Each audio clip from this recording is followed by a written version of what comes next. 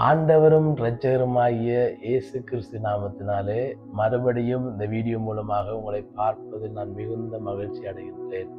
இந்த நேரத்திலும் வேதத்திலிருந்து ஒரு சிறிதான ஒரு வசனத்தை நாங்கள் தியானிக்க போகின்றோம். சங்கீத புத்தகம் 34ஆம் சங்கீதம் 10ஆம் வசனத்தை நான் வாசிக்கின்றேன். சிங்க குட்டிகள் தாழ்ச்சியடைந்து பட்டினியாயிருக்கும், கர்த்தரை தேடுகிறவர்களுக்கோ ஒரு நன்மையும் குறைபடாது. இந்த நேரத்திலும் இந்த வீடியோவை பார்த்து கொண்டிருக்கிறவங்களை பார்த்து தான் ஏசப்பா சொல்லுகிறார், கர்த்தரை தேடுகிறவர்களுக்கோ ஒரு நன்மையும் குறைபடாது.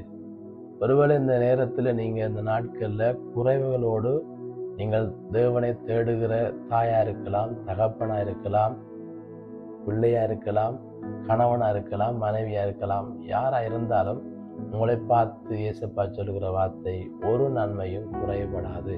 நாங்கள் வேதத்தில் ஒரு சம்பவத்தை நாங்கள் பார்ப்போமா இருந்தால், கானா ஒரு கல்யாணத்தில் அந்த திராட்சை ரசம் குறைவுபட்டது.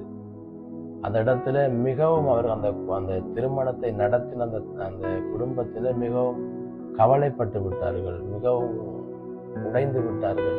ஏனென்று சொன்னால் திராட்சை ரசம் குறைபட்டு விட்டது, இல்லாமல் போய்விட்டது. ஆனால் அந்த இடத்துல ஏசப்பாவை அவர்கள் அழைத்திருந்தார்கள்.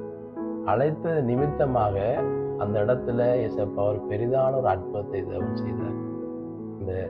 அந்த குறைவை தேவன் நிறைவாய் மாற்றினார். அந்த திராட்சை ரசத்தை, அந்த தண்ணீரை திராட்சை ரசமாய் மாற்றி அந்த திருமணம் முறிந்து போகாதபடிக்கு, உடைந்து போகாதபடிக்கு அந்த திருமணம் முழுவதுமாய் நடந்து முடியத்தக்கதாக ஏசப்பா அந்த இடத்துல இருந்த அந்த குறைவை தேவன் நிறைவாய் மாற்றினார். இந்த நேரத்திலும் இந்த வீடியோவை பார்க்கிற உங்களை பார்த்து தான் ஏசப்பா சொல்லுகிறார், வாழ்க்கையில குறைவு இருக்கலாம், ஆனால் அந்த குறைவு நிரந்தரம் இல்லை. நீங்கள் குறைவோடு நீங்கள் தேவனை தேடிக்கொண்டிருக்கலாம், அந்த குறைவு நிரந்தரம் இல்லை. இந்த நாட்கள்ல, வருகிற நாட்கள்ல அந்த குறைவை தேவன் நிறைவாய் மாற்றுவார். கர்த்தரை தேடுகிறவர்களுக்கோ ஒரு நன்மையும் குறையாதபடிக்கு தேவன் செய்கிறவராயிருக்கிறார்.